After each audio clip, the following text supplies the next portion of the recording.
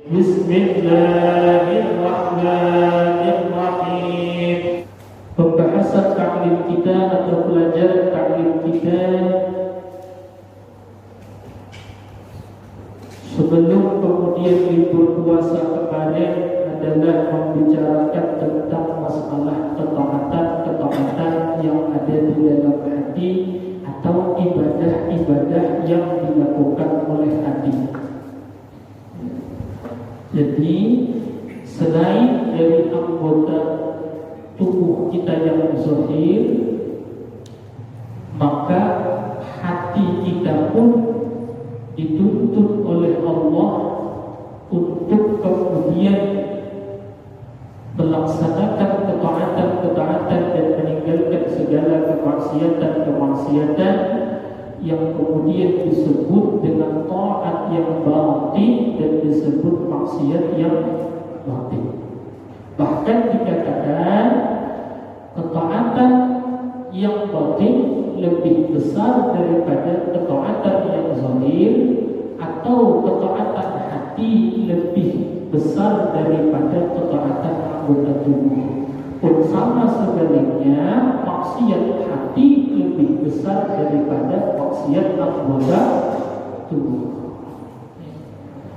Jadi sebelum kita meneruskan tentang bab atau masalah salah satu ketaatan hati, yaitu tentang sifat sabar, maka kita sedikit dulu mengembalikan memori ingatan kita tentang kenapa kemudian belajar ilmu ketaatan dan kemaksiatan hati ini menjadi penting. Kenapa kita harus belajar tentang macam-macam taat batin, macam-macam taat yang di dalam hati, dan macam-macam maksiat yang juga ada di dalam hati. Jadi selain anggota tubuh kita bisa taat, bisa maksiat, hati kita pun bisa taat, bisa maksiat. Dan ketahuilah taat dan maksiat hati ini di hadapan Allah lebih besar nilainya dari taat dan maksiat anggota tubuh. Kenapa sebabnya? Di antaranya alasannya yang pertama adalah karena jika diumpamakan sebagai sebuah kerajaan, diri kita ini dimisalkan seperti sebuah kerajaan, maka rajanya adalah hati. Jadi di diri kita ini ada raja. Kalau umpama diri kita ini sebuah kerajaan, apa rajanya atau siapa rajanya? Maka rajanya adalah hati. Nah, anggota atau kemudian tubuh kita dari ujung rambut sampai ujung kaki itu adalah kerajaannya hati tadi. Jadi hati ini rajanya, tubuh ini kerajaannya, lalu anggota tubuh itu adalah rakyatnya atau rakyatnya. Mata itu rakyat, telinga rakyat, tangan rakyat, perut rakyat, kemaluan rakyat, hati rakyat. Semuanya kemudian dipimpin dan diperintah oleh sang raja yang bernama hati. Inilah yang dikatakan oleh Nabi Sallallahu Alaihi Wasallam dalam hadis beliau, "Ala wa inna fil jasadi mudghah, idza salahat salaha al-jasadu kulluh, wa idza fasadat fasada al-jasadu kulluh, ala wa hiyal qalb." Kata Nabi, ketahuilah sesungguhnya di dalam diri kita manusia, di dalam batang tubuh kita ada segumpal daging, yang jika daging itu baik, maka baik seluruh anggota tubuh, tapi sebaliknya bila daging segumpal daging itu rusak, maka rusak seluruh anggota tubuh. Ala wa hiyal qalb. Ketahuilah daging itu adalah hati. Jadi baiknya anggota tubuh ini tergantung dengan baik dan tidaknya hati. Rusaknya anggota tubuh pun juga bergantung kepada rusak atau baiknya hati. Bila hatinya rusak, biarpun kelihatan secara zahir anggota tubuhnya baik, maka sesungguhnya itu hanyalah kemudian kamu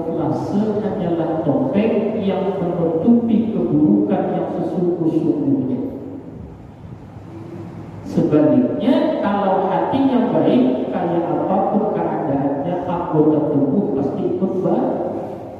Bila orang tuh hatinya baik, matanya pasti mau melihat yang baik-baik.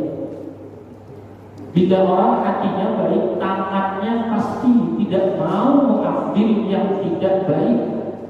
Bila hati orang tuh baik, kalimat yang keluar dari mulutnya pasti kata-kata yang baik. Bila hati orang baik, maka pasti langkah kakinya menuju ke tempat yang baik. Semuanya kembali kepada urusan hati. Al-Imam Al-Ghazali rahimahullah ta'ala menjelaskan di antara maksud hadis bahwa jika segumpal daging itu baik, maka seluruh tubuh baik, dan jika segumpal daging itu rusak, maka seluruh tubuh rusak. Kata Imam Al-Ghazali adalah maknanya di antaranya asal kemuliaan seseorang di hadapan Allah adalah baiknya hati. Orang tuh mulia gak di hadapan Allah, hina gak di hadapan Allah, tinggi gak derajatnya di hadapan Allah, rendah gak kedudukannya di hadapan Allah dalam pandangan Allah. Sumbernya, asalnya adalah bergantung dengan keadaan baik dan buruknya hati, kata Imam Al-Ghazali. Jadi kemuliaan kita di hadapan Allah tidak diukur dengan seberapa mewah, seberapa megah, seberapa kaya, seberapa tinggi jabatan. Tidak, seberapa baik hati kita, segitu kadar kemuliaan kita di hadapan Allah. Seberapa buruk keadaan hati kita, segitulah kadar kehinaan kita di hadapan Allah. Semakin baik hati, semakin tinggi kedudukan nilai orang itu di hadapan Allah. Semakin rusak hati, maka semakin rendah kedudukan seseorang di mata dan dalam pandangan Allah. Lalu hati yang baik itu yang seperti apa? Yang kata Imam Al-Ghazali tadi, bahwa asal kemuliaan seseorang itu adalah kemudian baiknya hati. Semakin baik hati, semakin mulia. Maka yang dinamakan hati yang baik itu yang seperti apa? Hati yang taat, yang kemudian terhindar daripada maksiat. Jadi dikatakan hati baik itu yang gak ada penyakitnya, kan? Itu yang zahir, itu yang fisik.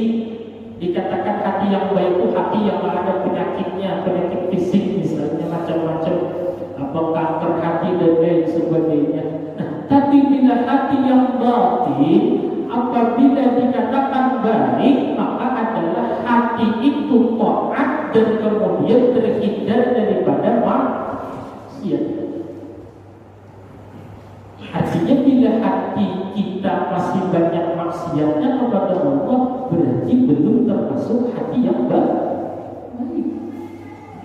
Bilanya anggota tubuhnya baik tapi hatinya gak baik, maka pasti tujuan baiknya anggota tubuh itu bukan Allah tujuannya. Orang rajin misalnya kemudian anggota tubuhnya ini rajin ibadah, anggota tubuhnya ini rajin melakukan ketaatan, tapi hatinya misalnya gak baik, maksiat hatinya. Artinya tadi kan hati yang baik itu hati yang taat, terhindar dari maksiat. Tentunya yang dimaksud taat dan maksiat di sini adalah taat dan maksiat yang di dalam hati. Di dalam hatinya ini masih banyak maksiat lagi, ada ujubnya, ada hasadnya, ada sombongnya, ada riyaknya, tapi fisiknya baik, anggota tubuhnya baik. Maka baiknya anggota tubuh orang itu tujuannya pasti bukan karena Allah. Pasti ada yang lain tuh yang ditujuknya. Ada yang lain tuh yang diharapnya kemudian. Ya. Tapi kalau hatinya baik, anggota tubuhnya baik, maka kemudian baru benar tujuannya adalah kepada Allah. Hati yang baik itu hati yang taat dan hati yang terhindar daripada maksiat. Nah, hati hati yang taat itu yang kayak apa? Kalau anggota tubuh taat kita paham, sholat jelas kelihatan gerakannya, mulai angkat tangan, rukuk, tidak sujud, baca Quran, mulut kali kedengeran suaranya, sedekah kelihatan duitnya, apalagi datang ke masjid kelihatan orangnya. Artinya kalau ketaatan yang zahir nampak jelas dengan dilihat dengan mata kepala. Nah, kalau taat yang dilakukan oleh hati itu apa? Kayak apa hati taat? Kayak apa hati itu menghindari maksiat? Maka kata ulama, taatnya hati itu adalah kemudian yang pertama membuang sifat-sifat tercela yang ada di dalam hati yang itu dicela oleh agama. Itu taat hati namanya. Membuang sombong di dalam hati, membuang riya dari dalam hati, membuang penyakit ujub, membuang penyakit apalagi hukum dunia dari dalam hati, itu namanya taat. Kalau yang disiksa, tujuan disiksa adalah badan yang disiksa, karena maksiat badan yang disiksa, begitu hancur harusnya selesai kesiksanya. Karena badannya hancur. Nah, kenapa kemudian dalam riwayat disebutkan ketika disiksa badannya hancur, dibikin lagi, disiksa lagi, hancur lagi, dibikin lagi, disiksa lagi, hancur lagi, sampai kapan? Sampai kiamat begitu. Karena tujuan utamanya bukan menyiksa badan, tapi merasakan dengan hati, supaya orang ini merasakan sakitnya siksa dengan hatinya. Maka ketika badannya hancur kemudian dibikinkan lagi, disiksa lagi, supaya hatinya sepanjang masa di alam barzakh merasakan perhina patihnya sakitnya Jadi yang disiksa oleh Allah itu bukan anggota tubuh, tetapi hati. Maka pentinglah, maka pantas ulama mengatakan bahwa siksaan hati, taat dan maksiat hati itu lebih besar kemudian daripada taat dan maksiat yang anggota tubuh itu disiksa perantara saja agar hati itu merasakan agar hati merasakan sakit, agar hati merasakan siksa, maka perantaranya tubuh disiksa. Tapi kalau tujuannya tubuh semata yang disiksa, kenapa begitu hancur dibikin lagi oleh Allah? Di neraka disiksa kemudian habis kebakar, hancur, dibikin lagi, hancur lagi, dibikin lagi, sampai kapan? Sampai selesai dosanya habis. Kenapa begitu? Kalau nggak hancur badannya kemudian nggak berhenti siksanya? Karena supaya hatinya terus merasakan maka yang disiksa itu adalah hati. Semakin hati maksiat kepada Allah, maka semakin besar peluang badan ini akan disiksa oleh Allah Subhanahu wa Ta'ala. Semakin baik hati kita, maka akan semakin selamat peluang besar badan ini daripada adab dan siksanya Allah. Maka itu pentingnya kita belajar tentang ilmu taat dan maksiat yang ada di dalam hati. Yang pelajaran kita sudah sampai pada taat yang di dalam hati, tahapan yang kedua yaitu mengisi hati dengan sifat-sifat sampai babnya kepada sifat sabar. Kita sudah sampai pelajarannya pada sifat sabar. Nah, kayak apa sabar itu? Insyaallah lanjutannya di pertemuan yang akan datang. Ini mengingat-ingatkan kembali bahwa kita ini sedang belajar bagaimana kemudian berusaha dengan mengharap taufik dan hidayah daripada Allah, pelan-pelan merubah, memperbaiki keadaan hati. Bagus kita memperbaiki ibadah zahir, tapi jangan sampai lalai dan lalai memperbaiki keadaan hati. Karena hati inilah tujuan siksa dan hati inilah yang akan merasakan nikmat. Kenapa ada surga kemudian bisa kekal? Karena agar hati ini merasakan nikmat buat selama-lamanya. Maka yang mendapat nikmat, mendapat kemudian azab, tujuannya yang pertama adalah hati. Adapun batang tubuh hanya perantara agar hati merasakan nikmat ataupun perantara hati merasakan siksa. Mudah-mudahan Allah Subhanahu wa Ta'ala memberikan kita nikmat paham, memberikan kita kemudian taufik dan hidayah agar perlahan-lahan kita bisa berubah, membuang sifat-sifat yang tercela yang ada di hati kita yang sudah kita belajar banyak, dan kemudian kita bisa mengisinya dengan sifat-sifat yang terpuji. Dan mudah-mudahan Allah Subhanahu wa Ta'ala beri kita nikmat ikhlas, Allah Subhanahu wa Ta'ala beri kita nikmat istiqamah dalam menuntut ilmu dan taat ibadah kepada Allah Subhanahu wa Ta'ala. Dan semoga Allah Subhanahu wa Ta'ala akhiri umur kita, istri, keluarga kita, orang yang kita cintai dalam keadaan husnul khatimah, dalam keadaan husnul khatimah. Tilka niyatul likulli niyatin salihah. Al-Fatihah. Bismillahirrahmanirrahim. Alhamdulillah. Ar-Rahmanir-Rahim. Maliki yaumiddin. Iyyaka na'budu wa iyyaka nasta'in. Siratal ladzina an'amta 'alaihim ghairil maghdubi 'alaihim waladdallin. Bismillahirrahmanirrahim. Alhamdulillahi rabbil alamin. Allahumma shalli ala sayyidina Muhammad wa ala alihi wa sahbihi wa barik wa sallim ajma'in. Allahumma ij'al jam'ana hadha jam'an marhuma wa tafarraqana min ba'dihi tafarruqan ma'suma wa la taj'alna wa la fina wa la ma'ana wa la minna shaqiyyan wa la mahruman wa la mahruman. Rabbana taqabbal minna innaka antas sami'ul 'alim wa tub 'alaina innaka antat tawwabur rahim. Rabbana atina fid dunya hasanah wa fil akhirati hasanah wa qina 'adzaban nar. Sallallahu ala sayyidina Muhammad wa ala alihi wa sahbihi wasallam. Subhana rabbika rabbil izzati 'amma yasifun wa salamun 'alal mursalin walhamdulillahi rabbil alamin. Ya Rabbana tarafna bina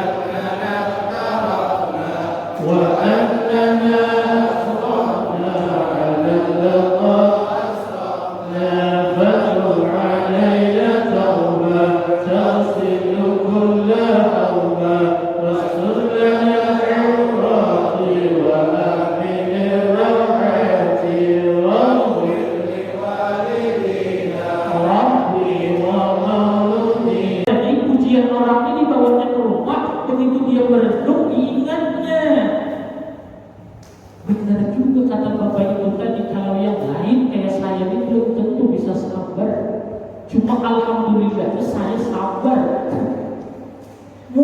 Tapi kemudian dia tidak paham bahwa kesabaran dia itu bukan semata-mata dianya yang berusaha sabar, tetapi karena Allah yang menjadikan dia sabar. Buktinya kalau Allah yang mengasih ujian, ketahuan nggak dia sabar atau enggaknya? Dia ketahuan dan bisa sabar karena Allah mendatangkan ujian.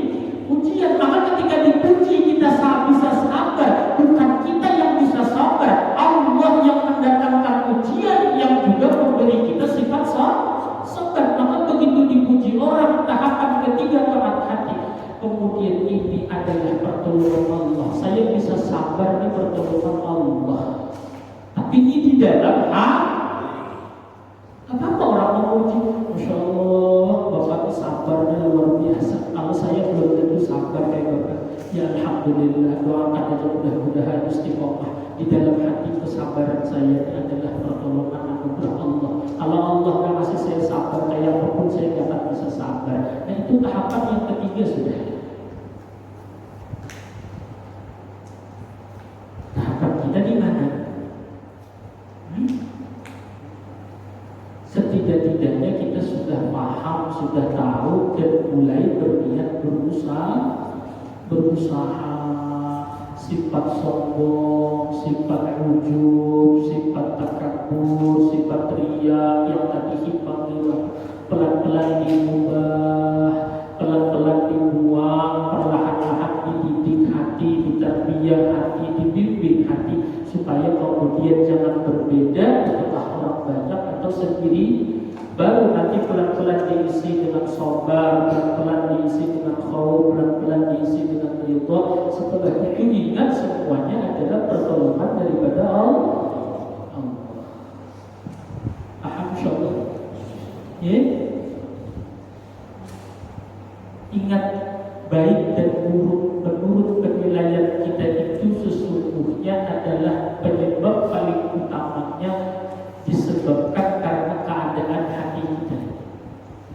Bisa ulang-ulang terus, Bila hati kita baik, jangankan menilai yang baik, menilai yang buruk pun kita bisa menilainya tetap baik. Tapi kalau hati kita memang jelek, jangankan menilai yang jelek, menilai yang baik pun kita bisa nilai jelek. Kalau ada seorang kemudian menilai orang lain jelek semuanya, jangan-jangan hatinya lah yang jelek. Inilah pentingnya kita memperbaiki dan merubah keadaan hati. Dan ketahuilah, yang diazab dan disiksa nanti di akhirat itu bukan ujung rambut sampai ujung kaki, itu hanya perantara. Yang disiksa nanti di akhirat itu hati. Ingat ini, yang disiksa di akhirat itu, tujuan ada siksa di akhirat itu mulai dari alam barzah misalnya, atau sakaratul maut, lalu kemudian di alam barzah disiksa, pada mahsyar, kemudian di sirat sampai di neraka disiksa. Tujuan penyiksaan itu apa? Menyiksa hati, bukan menyiksa batang tubuh, bukan menyiksa tangan, bukan menyiksa kepala, bukan menyiksa kaki, bukan menyiksa batang tubuh, menyiksa hati. Kenapa? Coba perhatikan, ketika kemudian misalnya di alam barzah, sering dengar cerita ketika datang malaikat kemudian begitu di dalam khalwat, Syekh Abdul Qadir Jailani kemudian didatangi oleh cahaya. Lalu cahaya ini kemudian mengatakan, ya Abdul Qadir, Syekh Abdul Qadir, engkau sudah mencapai maqam ilmu dan amal yang orang lain tidak ada sampai kepada maqam ilmu dan amal saat ini, wahai Abdul Qadir. Engkau sudah mencapai kedudukan yang kemudian tidak seorang pun saat ini sampai kepada kedudukan engkau. Maka mulai saat ini, dan itu cahaya, apa yang orang lain kemudian haram bagi mereka, bagi engkau halal, karena kedudukanmu sudah tinggi. Orang lain yang boleh, kamu boleh. Ini kemudian kalau kita ditawarin itu, coba lagi sholat kemudian datang cahaya, orang lain kemudian gak boleh, kemudian haram judi, kamu halal karena kamu udah beda makomnya. Mereka itu baru belajar urusan sholat, kita dah belajar tasawuf tinggi sudah. Gak apa-apa kita gak sholat, ada zaman sekarang. Gak apa-apa kita gak sholat, itu kulit doang, belum belajar isi lagi. Ada tak? Itu mau belum, masih, kalau masih belajar rukun wudu, rukun sholat, masih belajar itu lagi, itu baru belajar kulit doang, belum belajar isi. Kalau sudah belajar isi nanti, kemudian santai aja, kalau sholat apa-apa, mau masjid apa-apa, karena kita sudah tahu isinya. Coba kalau durian di pinggir jalan, kulitnya dibuka, ditaruh isinya, ngapak, dilapak, kita diambil kan? Dibeli kan? Ini durian, pak, dibelah, dibuangnya kulitnya. Semangka kah? Apakah? Buah mangga. Nah, dibuangnya kulitnya habis, tinggal isinya aja. Semangga atau semangka itu atau durian itu ditaruhnya di lapak. Pak, 5.000 sekilo, 5.000 sekilo, diambil. Kenapa? Nggak ada kulit. Tapi kalau kulit doang, kulit durian, kulit semangka, kulit itu dijual, mau ambil. Kulit penting, isi penting, kulit. Itu sudah dialami oleh Abdul Qadir Al-Jailani rahimahullah. Kemudian, wahai Abdul Qadir, maqammu sudah tinggi. Apa yang orang lain haram, kamu halal. Kamu sekarang kewajiban yang wajib bagi orang lain, bagi kamu sudah enggak lagi, dah enggak wajib lagi. Kata Abdul Qadir apa? Pergi wahai malaikat, pergi engkau wahai syaitan. Kata Abdul Qadir Jailani, pergi engkau wahai iblis laknatullah. Ternyata itu yang cahaya datang itu adalah iblis yang kemudian menyerupai jadi cahaya, mau kemudian merusak Abdul Qadir Jailani. Dilempar oleh Abdul Qadir Jailani dengan sendal, menjauh cahaya itu hampir padam. Lihat, kata itu cahaya yang iblis tadi, wahai Abdul Qadir, sudah ratusan ulama besar yang aku sesatkan dengan cara ini. Engkau memang hebat wahai Abdul Qadir, bisa selamat daripada godaanku. Kata Abdul Qadir Jailani, kalau Abdul Qadir Jailani contoh kita misalnya kayak itu, dipuji oleh orang kayak kita, berarti aku aja yang selamat lah. Yang lain mau ulama-ulama lain belum apa-apa, semuanya sesat, aku yang selamat. Tapi kata Abdul Qadir Jailani apa? ini adalah pertolongan dan anugerah Allah. Nah ini tanda hati yang sudah baik, ya kan? Kalau hati rusak ditawari orang wajib sholat, kamu gak wajib lagi sholat, kira-kira cepat gak? Cepet kan? Orang riba haram, kamu kemudian halal riba apa? Orang lain itu masih ngaji kulit, kamu sudah ngaji isi apapun beda. Orang lain haram, kamu halal. Ya, orang lain wajib, kamu enggak. Wah, kemudian ya kan? Itu belum sampai lagi yang pasti sholat di masjid itu sampai ke mana? Ya kan? Rusak. Tapi hati baik, kata Syekh Abdul Qadir paham, gak mungkin Allah itu aturannya bagi simpulan halal, bagi simpulan haram, atau bagi simpulan wajib bagi yang satu. Enggak, mau sekaya apapun orangnya, wajib tetap wajib, haram tetap berarti ini hatinya sudah diisi dengan sifat yang terpuji. Tapi sifat terpuji gak cukup. Datang iblis berhasil selamat, selesai digodanya lagi oleh iblis. Hebat kau wahai Abdul Qadir. Banyak sudah ulama yang sesat dengan cara ini. Engkau gak selamat, dasar memang hebat kau Abdul Qadir. Apa kata Abdul Qadir ini? Yang ketiga, memandang kebaikan hati itu adalah anugerah dan pertolongan.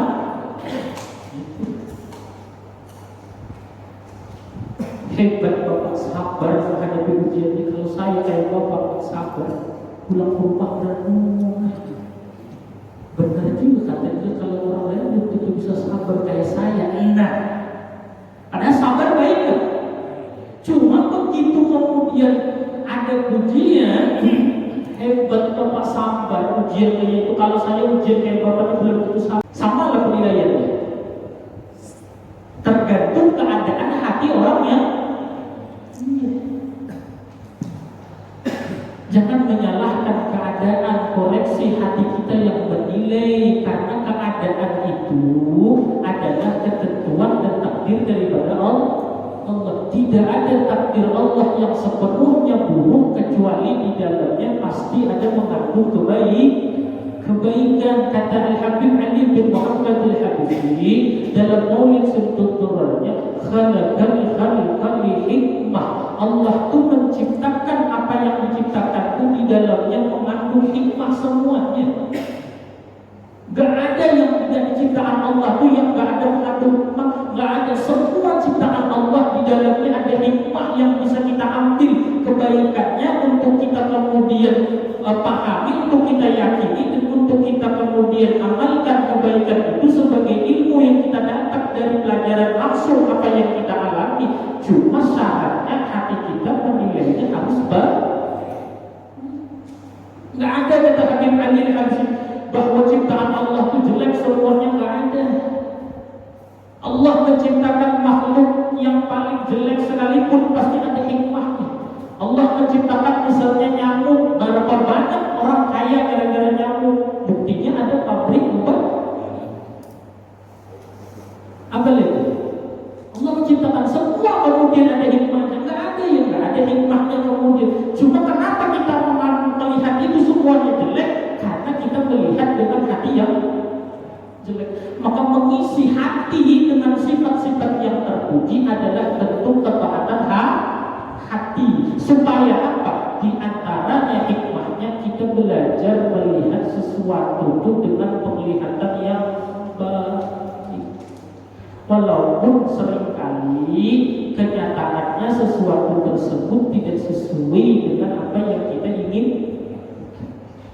Jangan hanya fisik kita yang ibadah, fisik kita sholat, fisik kita baca Quran, fisik kita kemudian rajin berjamaah, tapi begitu kenyataan terjadi tidak sesuai dengan keinginan kita, kita kemudian hati nggak mau terima, kita menilai itu jelek semuanya. Berarti kemudian belum benar ketaatan kita secara sepenuhnya, karena ketaatan yang benar adalah ketaatan yang datang dari dalam hati.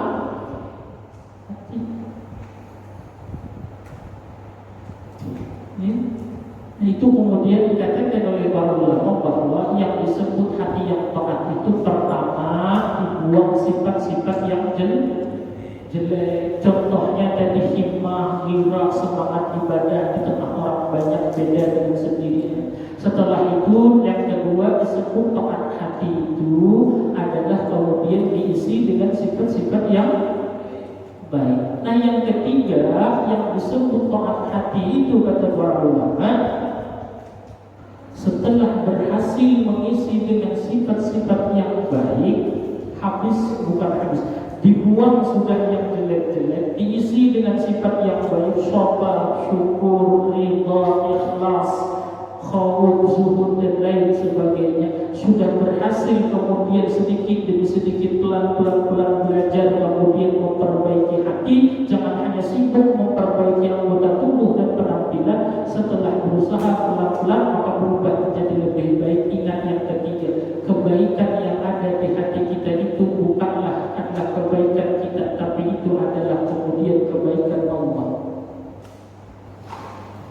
Artinya kalau sudah berhasil itu, kemudian hati ini mulai baik, sudah mulai hati tidak sombong lagi, sudah mulai hati ini duduk di belakang apa-apa, kemudian ditaruh di mana hati tidak kecewa, artinya mulai sudah hati ini baik. Kemudian jangan lalu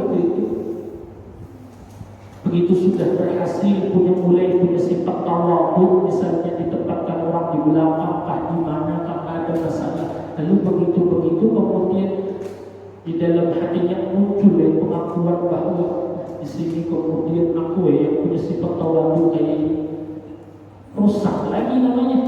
Sudah punya sifat tawadhu, ingat tawadhunya kita ini adalah kebaikan Allah yang Allah berikan kepada kita, maka Allah isi hati kita dengan sifat tawadhu. Syekh Abdul Qadir Jailani ketika di dalam khalwatnya beliau, Syekh Abdul Qadir Jailani ketika di dalam khalwat, ada dalam manaqibnya Syekh Abdul Qadir Jailani menceritakan duit kemudian 200.000, alhamdulillah kata suaminya banyak, alhamdulillah baru datang ke rumah ibunya dapat duit 200.000, kata istrinya, 200.000 zaman sekarang cukup kemana 200.000? Kita apa? Dengan istri kita aja, atau istri kita dengan kita saja, dia nggak tahu hati kita menilai dengan penilaian hati yang baik atau yang buruk. Bagaimana dengan orang lain? Mana mungkin kita tahu? Bisa saja kita menilai orang lain punya segala-galanya, kata kita enak bener hidup kayak dia itu segala-galanya ada, karena hati kita menganggap yang dia punya itu bagi kita itu adalah banyak. Tapi belum tentu hati dia. Bisa saja hati dia yang kita anggap punya segala-galanya, menilai yang dia punya itu belum cukup, maka kita anggap dia nikmat. Dia nggak menganggap yang dia punya itu masih kurang, Pak, masih belum nikmat lagi.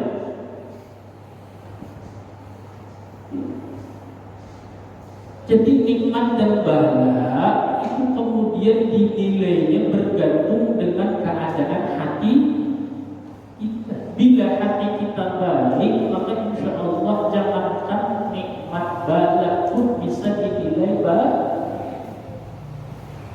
Bila hati kita tuh baik, lalu datang penyakit, maka jawaban kita apa? Mungkin aku banyak dosa, mudah-mudahan dengan penyakit ini dosa-dosa aku diangkat oleh Allah Subhanahu wa Ta'ala. Baik, yang nilai penyakit. Tapi bila orang kemudian hatinya jelek, menilai jangankan datang penyakit, sehat aja dia merasa baik. Kayak gini badan doang sehat, kerjaan gak ada. Kayak gini badan doang sehat, duit gak ada. Salah aja. Apalagi dikasih penyakit. Sudah duit gak ada, penyakit apa banyak, tambah lagi kemudian. Nah, maka itulah pentingnya kenapa kemudian mengisi hati ini dengan sifat-sifat terbaik, dengan sifat-sifat yang baik, yang mahmudah, yang dipuji oleh agama, supaya memandang sesuatu, menilai yang terjadi kenyataan hidup yang kita alami itu, mau itu sesuaikah dengan yang kita inginkan, tidak sesuaikah dengan yang kita inginkan, kita bisa menilainya dengan penilaian yang baik. Tapi bila hati kita memang sudah rusak, hati kita memang sudah jelek, kemudian apa aja yang diberi oleh Allah kita anggap itu jelek terus. Jelek terus.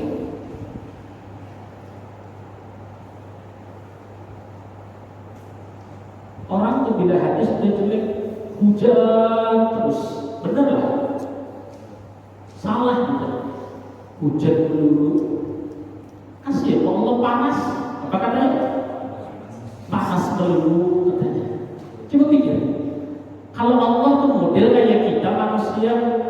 mustahil. Kata Allah, mau apa? Apa karena apa? Kalau mau atur sendiri jadi Tuhan sendiri, putar sendiri matahari. Kalau mau kemudian setengah jam hujan, setengah jam panas, sejam hujan, sejam panas, habis itu hujan panas, habis itu panas hujan, puyeng sendiri, kan? Nah, kenapa kita dikasih hujan salah, dikasih panas salah? Kemudian karena hati yang menilainya adalah hati yang jelek.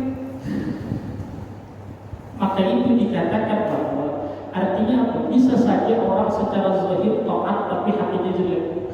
Maaf, beliau dari orang ibadah rajin, sholatnya bagus, sudah alhamdulillah, sholatnya bagus, ke masjidnya rajin. Tapi begitu dapat ujian hidup, ya Allah, begitu kenyataan terjadi nggak sesuai dengan yang dia inginkan, ya Allah, dia kemudian menganggap ini semuanya jelek. Kenapa jadi dia anggap kenyataannya semuanya jelek? Karena menilainya dengan hati yang jelek. Kalau kemudian menilainya dengan hati yang baik, seburuk-buruknya kenyataan pasti di dalamnya ada kebaikan. Nabi Isa pernah berjalan dengan para sahabat-sahabatnya, ceritanya sudah sering saya sampaikan. Kemudian yang masih ingat, kemudian pasti sudah paham. Nabi Isa jalan dengan sahabat-sahabatnya, kemudian lewat di bangkai hewan, baunya busuk luar biasa. Kemudian bangkai itu mungkin dah lama matinya, hewan itu dah lama matinya, jadi bangkai itu dah lama, baunya busuk. Nabi Isa lewat dengan sahabat-sahabat beliau, lalu kata yang sahabat-sahabat Nabi Isa alaihissalam, itu bangkai baunya luar biasa. Yang satu ngomong itu bangkai busuknya, uletnya. Apa kata Nabi Isa? Luar biasa gigi hewan itu, kemudian putihnya luar biasa. Artinya ketika hewan itu mati semuanya jadi bangkai, ada yang tetap nggak hancur, yaitu giginya, dan gigi hewan itu putih. Di sela-sela bangkai yang busuk yang penuh dengan ulat, ada giginya yang masih putih. Tapi kata kawan-kawannya Nabi Isa, tuh bangkai busuknya luar biasa. Kata yang satu, ulatnya banyak benar. Kata yang satu, kemudian giginya luar biasa. Apa yang 2,5 miliar? Dikit, kurang lagi. Dicarinya lagi kayak apa sehari supaya lebih dari 2 miliar, dapat 3 miliar. Kata dia belum 5 lagi,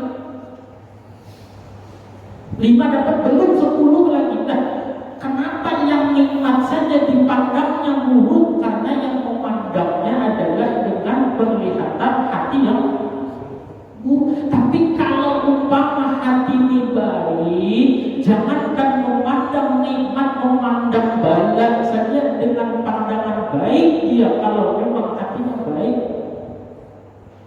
yang paling dulunya hati jelek datang bala, hancur sudah dunia sudah. Kenapa mesti kayak ini? Padahal saya sudah sholat, saya sudah baca Quran, saya sudah baca sholawat, malah masalah gak habis-habisnya. Kenapa kayak ini ya Allah? Apa dosa saya ya Allah? Apa salah saya ya Allah? Macam-macam. Kenapa jadi memandang kemudian jangankan memandang bala, memandang nikmat aja dia pandang dengan pandangan jelek karena hatinya ya. Jadi baik dan buruk pandangan orang itu, Pak, baik dan buruk penilaian kita itu bukan bergantung sepenuhnya kepada yang dinilai, tapi bergantung kepada hati kita yang Saya ambil contoh lagi. Ada orang, Pak, si Fulan, contoh saja misalnya Fulan, si Amir misalnya contoh, Amir ini dia kemudian benci benar kepada kemudian si Ahmad ini,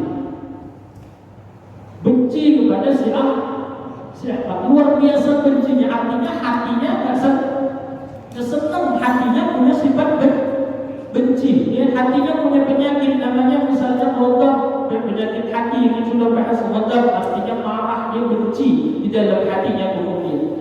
Lalu kemudian si Ahmad ini kemudian datang bawa duit ke masjid, nyumbang si Ahmad ini 3 miliar. Kira-kira baik nggak ya?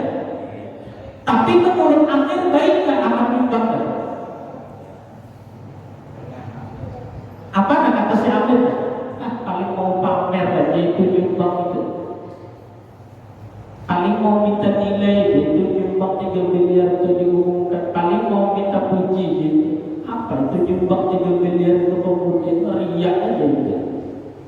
Coba. Padahal orang sekampungan mengatakan Amir si Ahmad luar dia. Kata si Amir Ahmad tuh Pak. Kenapa jadi Amir ini dia sendiri menilai Ahmad? Karena Amir menilainya dengan hati yang jelek.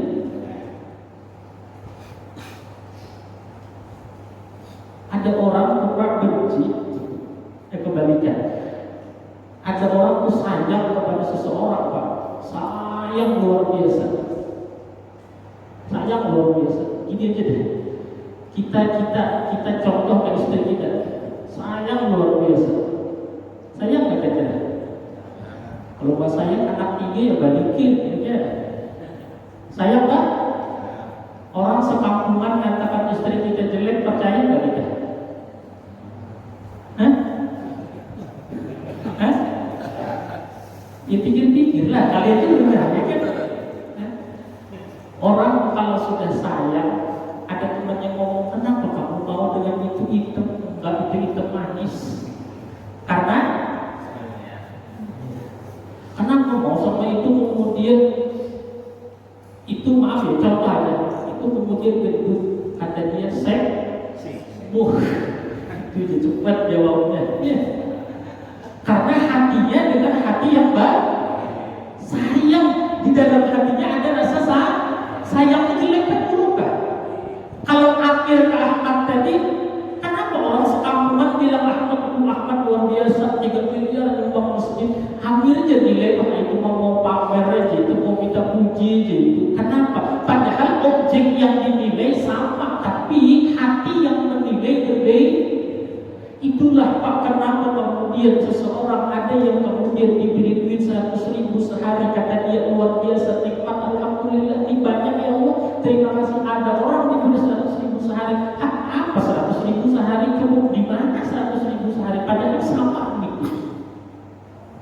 Karena hatinya yang menilai, hatinya yang memandang yang kita nggak paham Pak, hati orang yang menilai sesuatu yang dia miliki itu baiknya jeleknya kita paham lah. Jangankan kita dengan kawan, jangankan kita dengan orang lain, kita dengan istri kita aja nggak tahu perasaan kita beli baju, nah buat kita beli baju buat istri, kata kita ini bagus, sampai ke rumah maksud hati itu pengen kasih hadiah, apa bahasanya itu ya, nah itu maksudnya, kalau kemudian kasih ke istri, wah sudah bangga, kemudian berharap, kemudian itu senang. Ternyata di hadapan istri apa? Baju kayak gini dibelikan. Hah? Karena yang menilai dengan kita tambah girah kita, semangat kita. Kalau orang banyak itu ibadah itu tinggi, tapi bila kemudian sendirian atau gak banyak orangnya, maka kemudian girah semangat kita ibadah itu kurang. Itu berarti kemudian masih ada sifat jelek lagi di dalam hati kita. Berarti hati kita masih ada karena kan toat hati itu yang pertama tadi kata ulama, membuang sifat-sifat buruk menurut penilaian agama yang ada di dalam hati. Termasuk sifat buruk yang ada di dalam hati kita itu dalam urusan ibadah. Bila kumpul orang banyak, kita ibadah itu semangat. Tapi bila orang gak banyak, apalagi kita sendirian, semangat itu jadi turun. Kita ibadah kepada Allah masih berarti ada sifat buruk lagi kita di hadapan Allah dalam ibadah itu.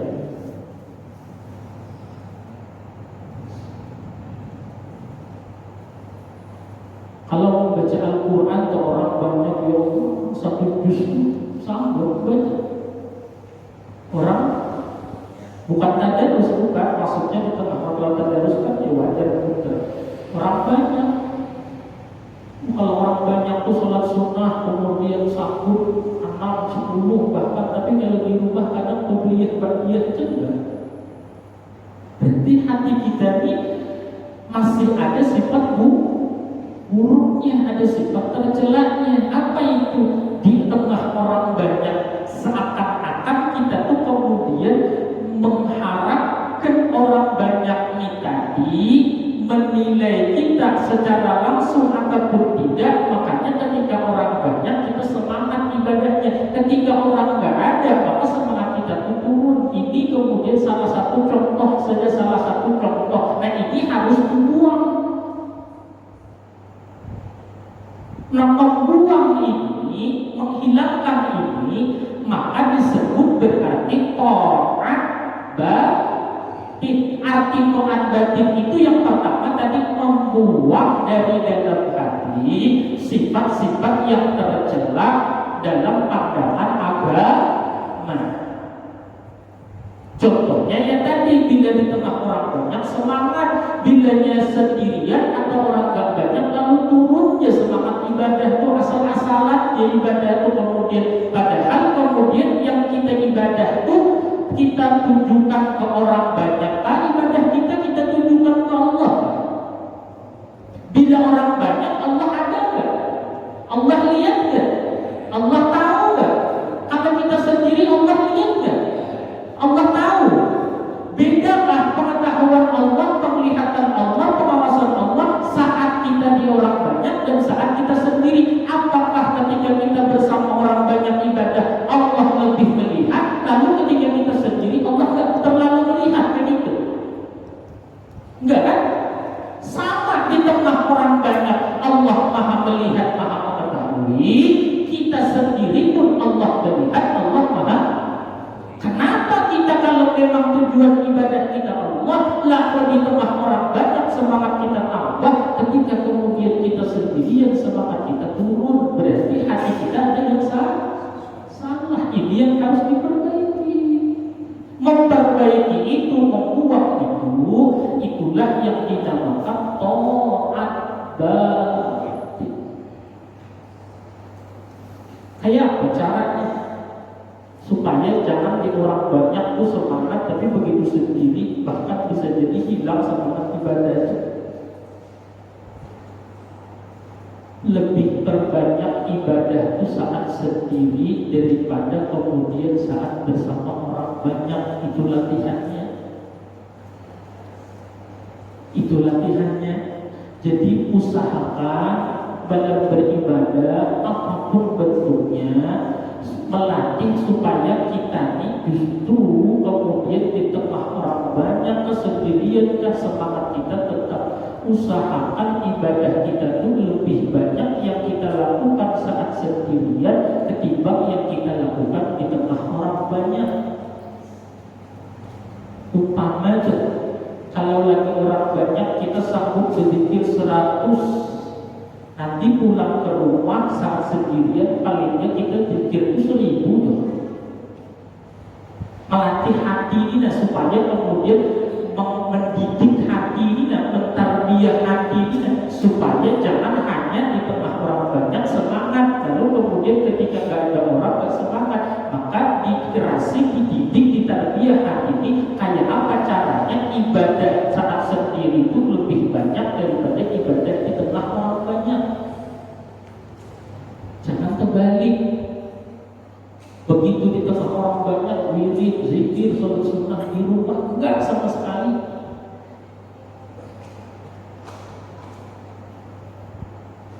Itu akhirnya ya kejadian kemarin kan.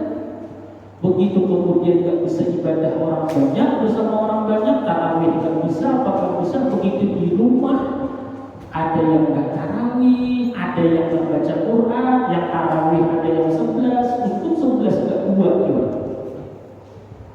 Apa penyebabnya? Kita biasa ibadah banyak tuh kalau hanya bersama orang banyak.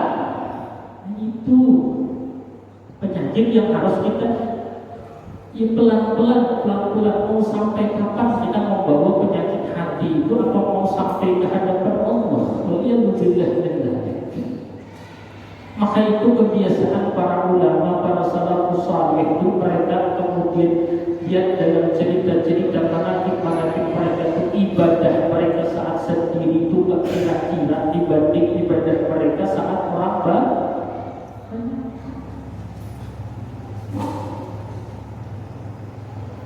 Ada yang sholat sunnah malam hari itu kemudian di rumah 300 rakaat, begitu di tengah orang banyak biasa. Artinya tidak dilarang mau ibadah di tengah orang banyak, cuma makom kayak kita diusahakan ibadah kita saat gak ada orang lebih banyak daripada ibadah kita saat orang banyak. Nah ini kuncinya ya, melatih mendidik hati kita supaya jangan beda ghirah ketika di tengah orang dan sendirian. Coba latih didik diri kita ini, ibadah kita saat sendiri lebih banyak daripada ibadah kita di tengah orang banyak. Ini kalimatnya bagus.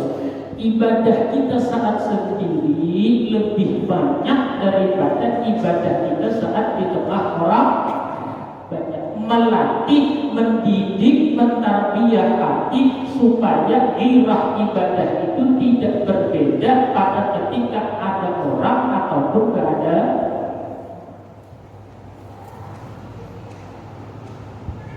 Kalau di masjid dibaca Quran satu juz, pulang ke rumah palingnya kemudian sekhatam lah 30 juz, atau balik juz 3. Kadang-kadang nafsu syaitan ini terbang. Kadang-kadang kita tuh bukan disuruhnya maksiat untuk dijerumuskan, kadang-kadang malah disuruhnya taat. Kata syaitan kemudian jangan pulang dulu, kemudian baca Quran dulu, kemudian di sini banyak-banyak baca Quran. Misalnya di masjid di musola banyak baca Quran, begitu pulang ke rumah kata syaitan gak usah lagi baca Quran, dah nanti di masjid selesai dah urusannya. Kata syaitan banyak sholat sunnah maupun di masjid. Wah banyak sholat sunnah. Begitu di rumah kata syaitan dah nonton TV nya sudah tadi di masjid sholatnya di rumah santai aja lagi, selesai urusannya. Dilatihnya oleh syaitan hati kita ini girah di tengah orang banyak, beda ketika kita penyakit itu. Nah itu dibuang, membuang itu namanya tadi to'at contohnya kita sudah banyak belajar kan, ada bakhil, ada hukum dunia, wallahu a'lam. Mudah-mudahan masih ingat, mudah-mudahan aplikasinya mudah-mudahan gak hack karena virus COVID, gak ada hubungannya ya. Itu yang pertama. Jadi disebut taat yang batin itu adalah satu, atau yang pertama membuang sifat-sifat tercela menurut pandangan agama yang ada di dalam hati. Itu satu. Yang kedua, dinamakan taat batin itu atau ibadah hati itu setelah yang jelek-jelek dibuang, maka kemudian berusaha mengisinya, menghiasinya dengan sifat-sifat yang baik dan terpuji menurut syariat agama Islam, menurut Allah dan Rasulullah. Jadi setelah tadi dibuang, misalnya contoh ghirah, semangat, himmah tadi di tengah orang banyak sendiri, udah kemudian gak ada beda, maka kemudian baru diisi dengan sifat-sifat yang bagus. Seumpama sabar, seumpama syukur. Nggak bisa orang sabar kalau ibadah itu di tengah orang banyak, beda imannya ketika kemudian sendirian. Jadi itunya dibuang dahulu, baru kemudian dihiasi dengan sifat-sifat yang terpuji. Nah, bila sudah sifat terpuji ini ada, baik sudah, hati itu baik sudah. Kan tadi baik hati itu artinya hati yang hati yang taat itu yang pertama membuang sifat yang tercela, mengisi dengan sifat yang Bila sudah hati itu diisi dengan sifat terpuji, ada khauf, ada zuhud. Kemarin kita belajar sebelum penutupan itu, ada kemudian sabar, nanti ada syukur, ada ikhlas, ada mahabbah. Bila sudah hati orang itu baik, maka apapun yang terjadi maka akan baik dalam pandangan dan penilaiannya. Saya ulang, bila hati orang itu baik, maka segala sesuatu yang terjadi akan dipandangnya baik. Sekalipun kadang-kadang yang terjadi itu kemudian susah atau menyakitkan, tapi karena hatinya baik, jangankan memandang yang baik, yang nikmat, memandang kesusahan, kesulitannya tetap dipandangnya baik. Kenapa? Hatinya baik. Kalau hati kita yang jelek, jangankan memandang bala, memandang nikmat pun kita anggap itu jelek. Contoh, bila orang itu memang dalam hatinya serakah sifatnya, sifat serakah ini baik dalam menurut agama apa jelek dah? Berarti bila hati masih ada sifat serakah, hati baik, hati jelek? Hati jelek. Itu duit berapapun dianggapnya kemudian itu bukan nikmat. Padahal sehari dapat duit misalnya bisa 2,5 miliar sehari. Misalnya kurang kan? Tambahin lagi. Bisa 2,5. Bagi kita 2,5 miliar sehari itu kira-kira bisa berhenti ngaji taklim tuh. Ya, 2,5 miliar sehari coba. Ngapain taklim?